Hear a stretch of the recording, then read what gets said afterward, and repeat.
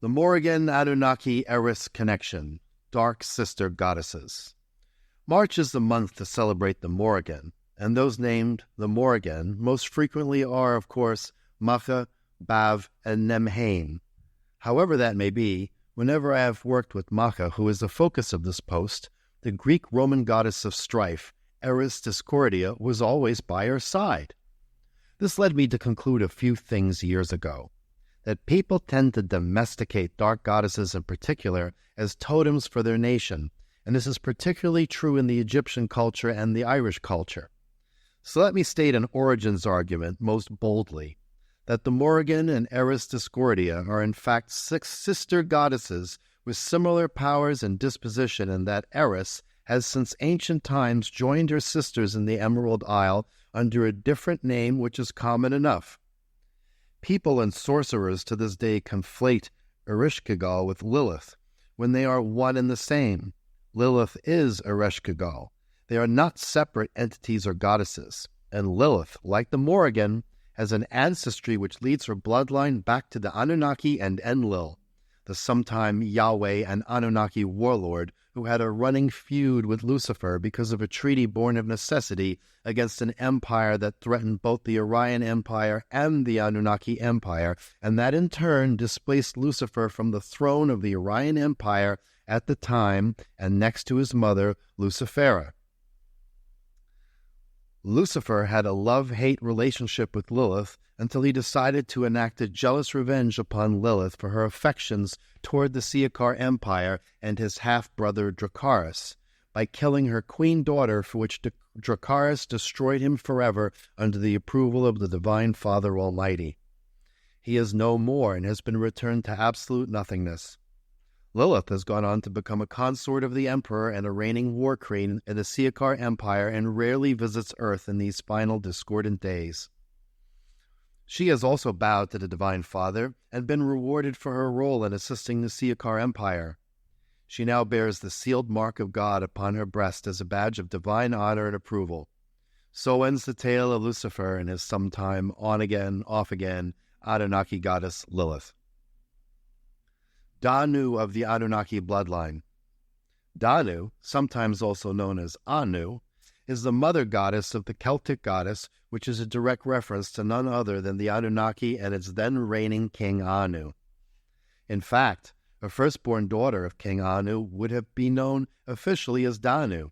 The females forced to adopt the male name of the notorious tyrannical patriarchal King Anu that he exercised over all females, as did all of the Anunnaki in general, as does each and every Abrahamic religion, and no wonder, since Satan and the Anunnaki were instrumental in creating a social control mechanism over the human slaves by hardwiring their spiritual senses to a corrupted text known as the Bible, which has equal amounts of truth and falsehoods woven in tandem and manipulated to near perfection. And of course, over time, upon seeing the great powers of another species of reptilian and vampiric origin that was made manifest in the Orion Empire, which morphed and grew into the Siakar Empire with thousands of planets under its rule in multiple galaxies, Lilith, Eris, Macha, Bavkatha, Freya, and others of the Anunnaki Elohim goddess daughters all revolted and went their separate ways to create discord in this newly minted patriarchal madhouse, and to freely, and with the Divine Father's blessing upon them all, to kill males en masse, human males, and more specifically soldiers to be precise, who could not see them, to say nothing of having any defenses against such beings. And that is where we land today, with human males and the patriarchal Abrahamic religions being the targets of opposing groups on all sides. Satan hates them, the Anunnaki hates them, God hates them for the disgusting violation of his first and most important commandment, thou shalt not kill. It was God's mercy for a warning of his applied justice if they disobeyed. And of course, macho boys will be macho idiots and receive damnation regardless of their religion. Neither Jesus nor any supposed savior such as Krishna, who was also falsely promoted into godhood, see the common theme yet? Can possibly annul the first commandment, nor can the Divine Father. And in hell there is only mute silence, because the din would be otherwise overwhelming save for the screams of the damned. Let me say that again because it is irrefutable. Neither Jesus nor God can annul what he wrote as the Ten Commandments. Period. End of fucking discussion. You break the law, you're subject to damnation. They're 10 commandments, not 10 suggestions until a savior comes along and allows you to disregard them because you've been chosen to break his commandments while other humans of equal or higher moral standing go straight to hell. The idea is as stupid as it is blasphemous. Macha and Eris Discordia, sister phantom goddesses. Shortly after this ancient goddess rebellion, spurred in no small part by Lucifera when she assassinated Enlil, other goddesses followed suit. There was also a fear spreading among the Elohim that the Magians would invade and destroy them all. Fortunately, they were losing to the Orion Empire, and it is only for the shrewd thinking of Lucifera that Earth was not invaded and destroyed by the Magian Empire, which has since dwindled and is distant enough not to be a current menace. At the time, it made the most sense to divide the regions of Earth up and migrate to claim whatever open territories remained. It was during this migration from Mesopotamia and Babylon and Egypt that many goddesses staked their claim in India and various European regions. It was an easy matter to stir up strife among the three common religions, since they all falsely believe theirs is the true religion. The Middle East was the most coveted area because Israel was cursed by Jesus, as demonstrated in the Bible itself, and when he died on the cross, a necromantic portal was opened and the dead were raised up as described in the Bible itself, which is always the sign of a cursed property whose inhabitants can never exist in peace on said property. And the curse was made good when the Romans tore it all down and the Jews were dispersed throughout the world. Jesus was a holy messenger whose very words have been so twisted as to be illegible except for the most blatant. Love thy neighbor as thyself. Now what do Christians do? Hate their neighbors because they hate themselves. They hate God, and they hate everything other than their free to freely sin salvation delusion. So as gun-toting sheep, they voluntarily go off to the slaughter of all their neighbors by their own free will. And they dare God to punish them. And waiting patiently are the vampire goddesses, the Keres, the Kuru, the Ka, the Anu, and all lines of reptilian and vampiric goddesses and their zillions of daughters hungry for human blood.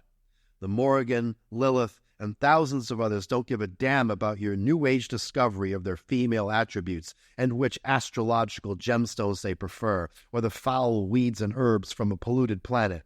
They don't give a damn about witches or your Sabbats or your goddamn rituals. These goddesses hate humans, and they hate males or female soldiers. You cannot tame them or contain them because they were given the right and even the duty to slaughter soldiers of all races and religions wherever and whenever they waged war.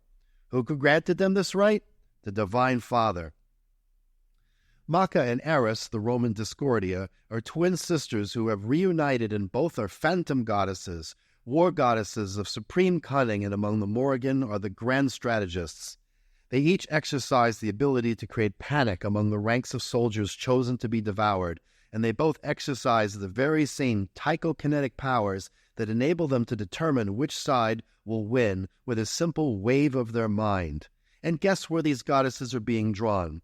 To the Mideast, of course, where Gaza is being reduced to rubble and Israel is once again at war. Oh, but there is a problem with all this, for the simple fact that yet another goddess, Shara, the Empress Jinn, who is the daughter of Iblis, has also rebelled against her own misogynistic, demonic father, Iblis. To add insult to injury, she joined the reptilian and vampiric Siakar Empire and threatens to bring more intense warfare with her. So where does this leave the world at large at this point in history? Closer to hell than ever before, that's where. Anunnaki goddesses now versus then. Those were the thrilling days of yesteryear.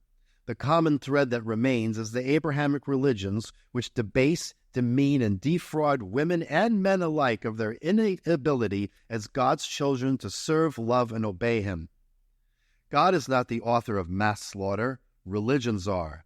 Men are. And they go to hell for their feeble efforts to put God in their favorite mold. Religions create atheists and the damned, and goddesses know this and prey upon it because it is literally a gold mine, the entire globe. They're rewarded for their murders, and humans are damned for them. So God isn't fair, you claim? That's because your religions are lies, and as Jesus so wisely spoke, judge them by their fruits, and their fruits are wars without end. All three of the Abrahamic religions. And where did these spring from? Look no further than demonic powers such as Iblis, who is every bit as chauvinistic as Satan, but far more powerful in fact, something Christians know nothing about. And the devil, who works for and with God the Father, hates them for their blasphemy, as he hates Satan for his rebellion against the common Father. So what does the devil want? He wants all the souls to torment that are under Satan. They're opposed to one another as bitter enemies, yet everyone from the armchair Satanists to the morbidly droll Sunday school teachers believe they're one and the same. No matter, because sides are being drawn between the two, and the bad news for Satan and Iblis and the Pope and Christians, Muslims and Jews is that they are being spellbound to destroy each other in the next world war. And it all started when Dracarys, Emperor of the Siakar, killed Lucifer with the blessing of the Divine Father for his murder of a daughter of Lilith's. This singular act brought out a whole new female goddess rebellion, which, with once bitter enemies, joining together with the Siakar Empire and abandoning Earth to its predestined doom by the free will and stupidity of humanity. And while nuclear weapons will devastate the planet, for a reptilian or vampire or Anunnaki goddess, it's no more than a nice summer breeze to be enjoyed. Humanity, in short, has no idea of its own stupidity and its own weakness, to say nothing of the powers wielded by the Anunnaki goddesses and the reptilian Siakar Empire, and to say nothing of the Galactic Federation, who is allied with both the Father and the Siakar Empire against the Nebu Grey Empire. And none of this is contained in your so-called holy Bibles, which are most certainly the farthest thing from being holy that one could imagine. So here's to the Anunnaki goddesses, the Morrigan, and all those like the great Jinn Empress Shara who stand against humans and their bedfellows, Iblis, Satan, and their confederates, the Greys.